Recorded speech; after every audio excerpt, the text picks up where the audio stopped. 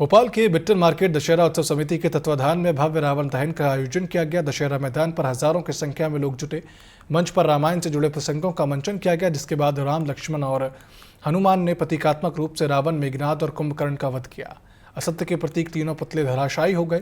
कार्यक्रम के दौरान रंगारंग आतिशबाजी ने आसमान को रोशन कर दिया और मैदान जय श्री राम के नारों से गूंज उठा।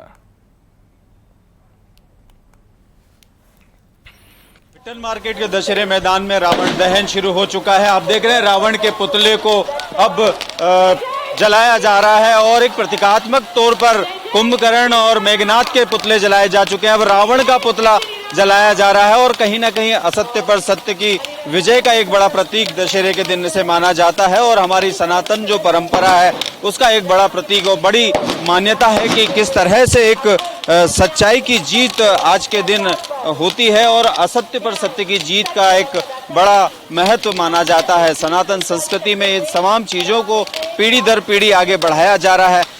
बिट्टन मार्केट के इस दशहरा मैदान में खास तौर पर रावण का जो वध आप देख रहे हैं वो कहीं ना कहीं हम सबको ये प्रेरणा देता है कि जीवन में वो काम कीजिए जो अच्छाई से जुड़े हों, क्योंकि बुराई का विनाश कुछ इस तरह से होता है जिस तरह से रावण जल रहा है।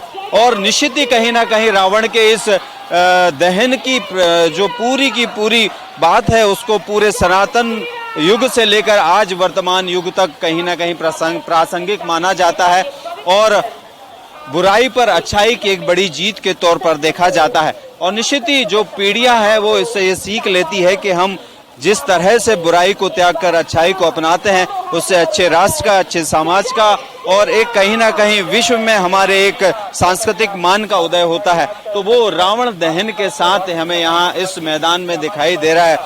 असंख्य लोगों के बीच रावण दहन आज भोपाल राजधानी के जो बिट्टन मार्केट दशहरा मैदान में है वो देखते ही बन रहा है। तमाम लोगों के बीच में उत्साह भी है और इस रावण दहन को लेकर निश्चित ही कहीं ना कहीं बच्चों से लेकर बड़ों तक में एक उत्साह देखने को मिलता है।